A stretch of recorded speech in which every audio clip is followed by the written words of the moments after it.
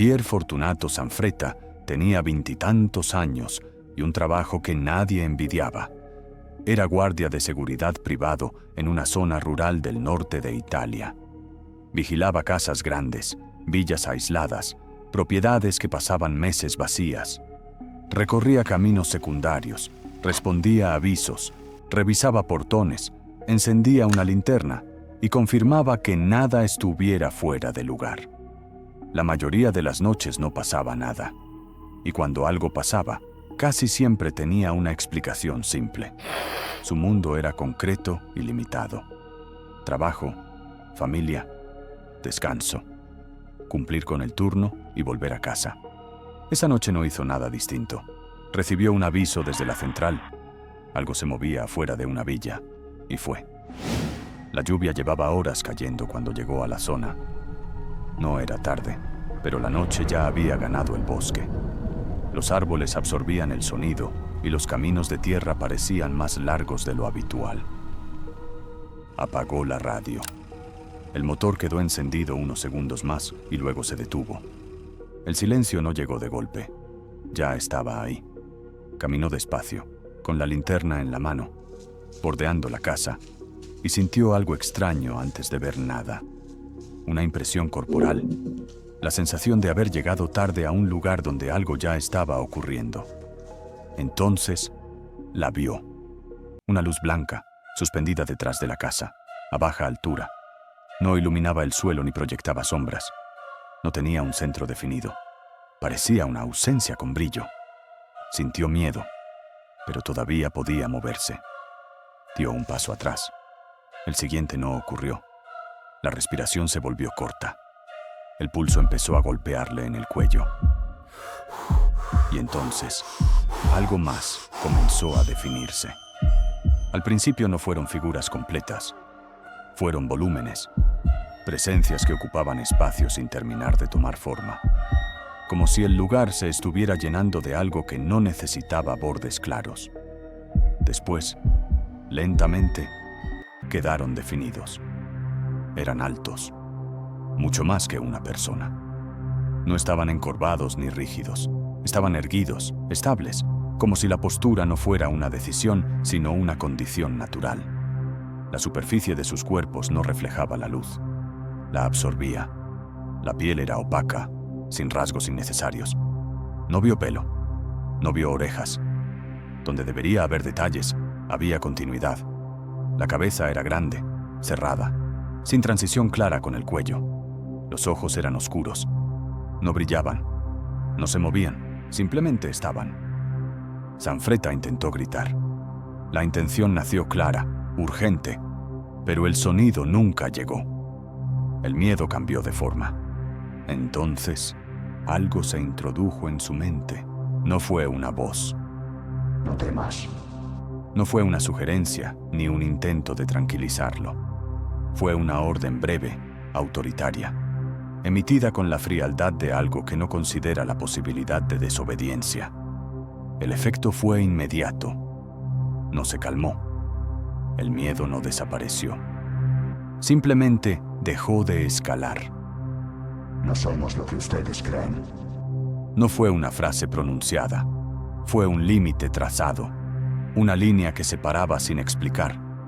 Sanfretta intentó pensar en un origen, en un lugar, en un punto de partida. La respuesta no fue un sitio. Venimos de un lugar que ustedes no pueden comprender. La idea no cerraba una explicación. La volvía irrelevante, como si la pregunta misma fuera inadecuada.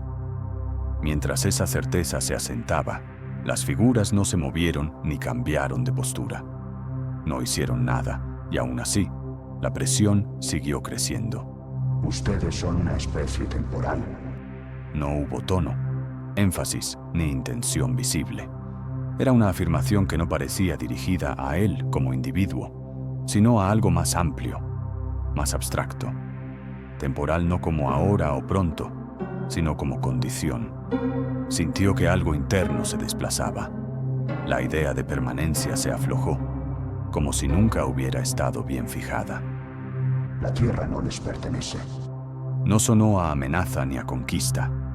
sonó a corrección, como si alguien señalara un error antiguo, repetido durante demasiado tiempo. Observamos desde antes de su historia. Zanfretta quiso preguntar por qué. ¿Para qué servía decirle eso?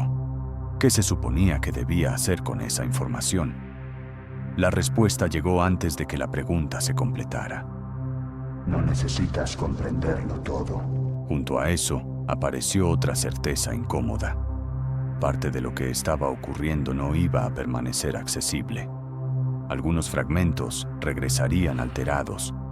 Otros quedarían definitivamente fuera de alcance, como palabras olvidadas de un idioma que ya no se habla. No debes recordar todo. Y después de eso, no hubo nada. Horas más tarde lo encontraron lejos del auto. No sabía cuánto tiempo había pasado, ni cómo había llegado hasta allí. Tenía marcas en el cuerpo que no supo explicar. Temblaba. Miraba sin enfocar. Cuando intentaron preguntarle qué había ocurrido, no pudo responder de inmediato. Las palabras no estaban disponibles. Solo repetía que no eran humanos, que no se parecían a nada que hubiera visto antes. Los días siguientes fueron confusos. Dormía poco, y cuando lo hacía, despertaba sobresaltado. Evitaba la oscuridad y el silencio. No soportaba quedarse solo. A veces tenía la sensación de que algo le había sido retirado. Otras veces despertaba con la certeza de haber comprendido algo enorme durante el sueño, algo que se deshacía apenas abría los ojos. Zanfretta volvió al trabajo semanas más tarde, pero ya no recorría los caminos de la misma forma. No porque esperara que algo ocurriera, sino porque la idea de que nada ocurriera había dejado de ser confiable. Durante meses no pasó nada, y justamente por eso, cuando volvió a pasar, no lo reconoció de inmediato. No hubo luz cercana, ni inmovilización, ni contacto. Solo la sensación, breve y precisa, de no estar solo en lugares donde no debería haber nadie. Otras, una alteración mínima del entorno. Un silencio demasiado compacto. La impresión de que el espacio estaba siendo observado desde un punto que no podía localizar. Nunca volvió a verlos de cerca. Siempre lejos, en zonas rocosas, como si resguardaran algo y no como exploradores. Siempre fuera de alcance, como si la distancia fuera deliberada. Con el tiempo, Zanfretta empezó a hablar de encuentros en plural, aunque no sabía explicar en qué consistían exactamente. No podía señalar un momento claro de inicio ni de cierre.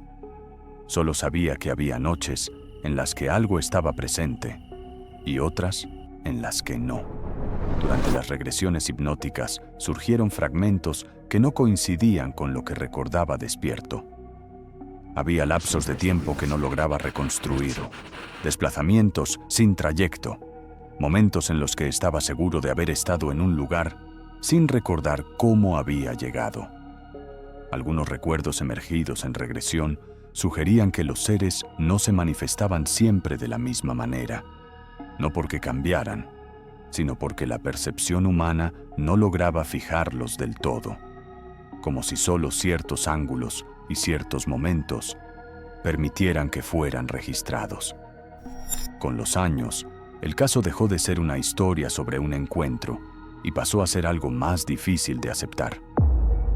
La posibilidad de que el mundo no sea un espacio exclusivo, sino compartido de formas que rara vez se hacen visibles.